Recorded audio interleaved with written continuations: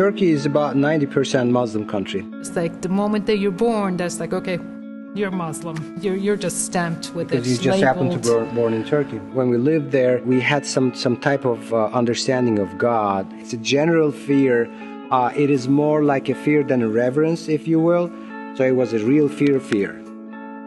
Gospel meant to me the music, a genre of music, a gospel music. That was the extent of my knowledge about gospel.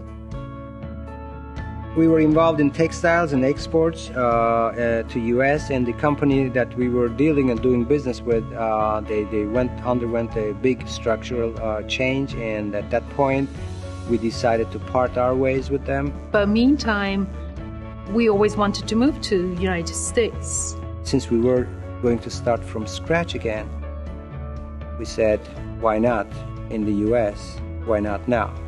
So we came back to Turkey, we packed up, we told our parents that we're moving. We have never, ever been in Florida until we actually landed here. Somehow it just, God led us to this way.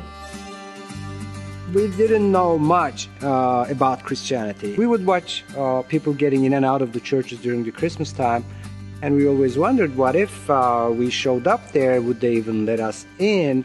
And frankly, we thought maybe they would know we were Muslims. They wouldn't let us in because we had to be Christians to get in there. But what is happening inside, we have to know. We never get a chance.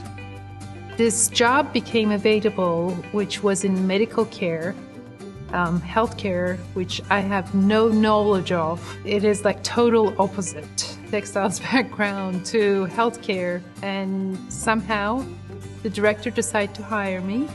She was the one who was actually invited us. She says, why don't you come to our church, Calvary Boca?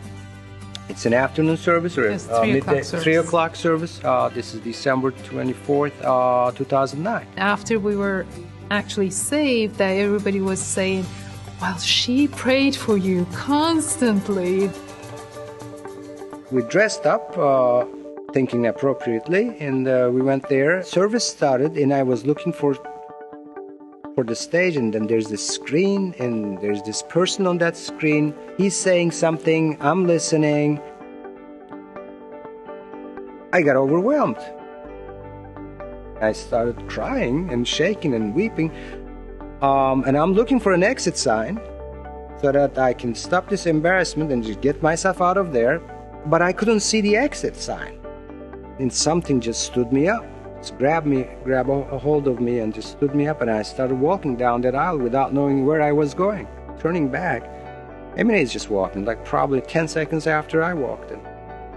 And right then, just held hands, and I didn't know if it was God. I didn't know anything until that moment that I just opened my heart and said, Lord Jesus. Then I knew. There we were, and we accepted Christ in our lives.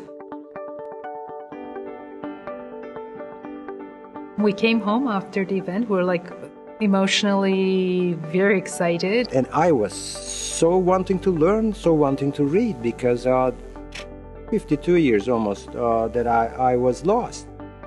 So I started reading. I probably spent a good 12, 13 hours a day reading the Bible, listening to sermons. This is the next probably 2-3 months. It was a fast-paced growth, if you will.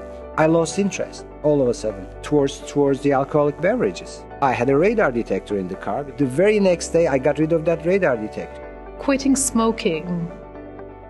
He's been smoking since he's 16. These things are so beyond me. God says something, He's so faithful, He does it for me. God gets you where He wants you, and then once you're there, the grace is so overwhelming. You just can't find your exit.